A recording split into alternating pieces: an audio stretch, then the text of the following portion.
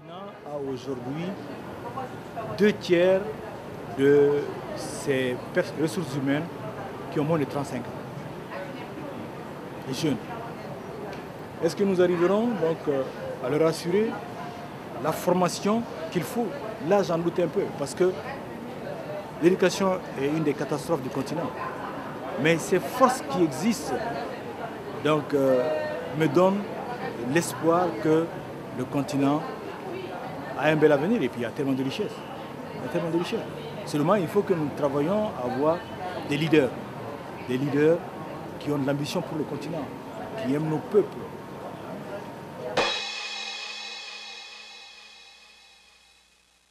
Et on est présenté comme l'élite de la nation. Si on ne forme pas la jeunesse, est-ce qu'on peut avoir un futur vraiment brillant? C'est impossible. J'appelle à tous les... C'est-à-dire un message, même si aujourd'hui, je n'arrive pas à l'accomplir, je vous invite vraiment à l'accomplir. C'est-à-dire qu'il faut qu'il y ait un mouvement dans lequel nous allons triompher. L'Afrique a besoin d'une jeunesse consciente. Non, la domination, l'indépendance politique passe d'abord par l'indépendance économique. Moi, je l'ai toujours dit. Parce qu'il est insensé de nous dire à qui on peut vendre notre uranium. Quelqu'un peut vous obliger, c'est-à-dire à ne pas mettre votre main dans la poche. C'est votre poche, c'est vous qui portez les pantalons. Et donc, pourquoi?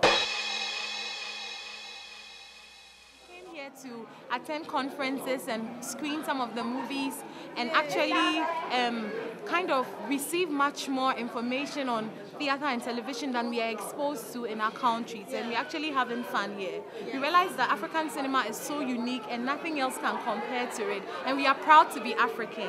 Long live FESPACO. Le panafricanisme ou la mort, l'Afrique vaincra.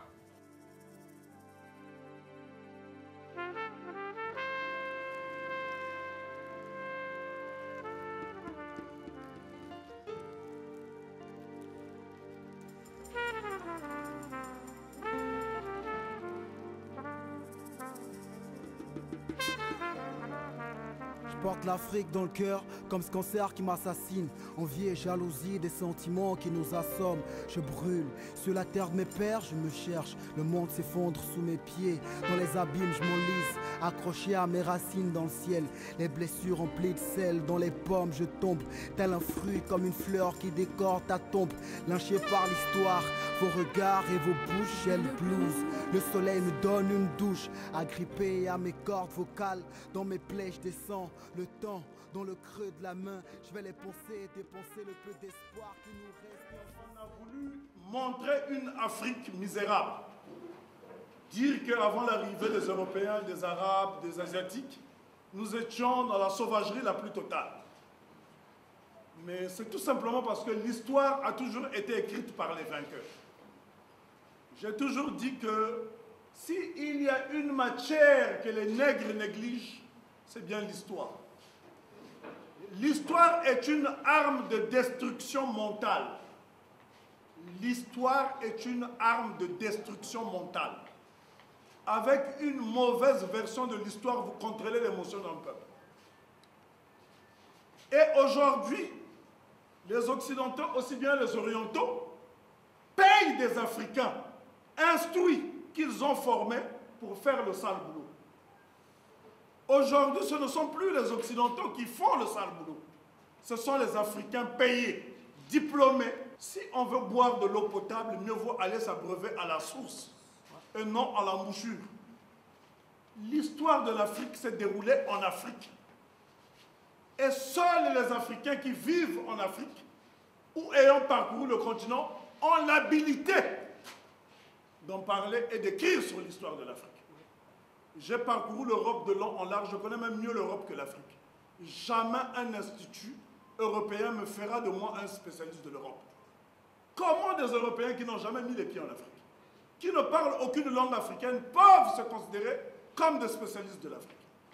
Et à chaque fois qu'il y a une crise au Niger, une crise au Mali, une crise en Gambie, une crise en Côte d'Ivoire, une crise en Libye, une crise au Maroc, c'est ces gens-là qu'on appelle qui viennent parler à la place des Africains. Ça s'appelle de l'escroquerie intellectuelle. Et je vous mets en garde contre tout imposteur qui viendra ici vous imposer la version du chasseur. Je veux vous emmener dans une Afrique, non pas mythique, mais une Afrique réelle. Cette Afrique existe encore aujourd'hui.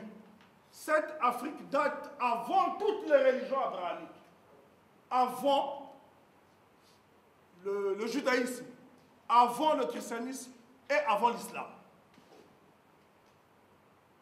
Parce que dans le subconscient des Africains chrétiens, la vie a commencé lorsque le christianisme est arrivé en Afrique. Dans le subconscient des Africains musulmans, l'Afrique a commencé lorsque l'islam est apparu en Afrique.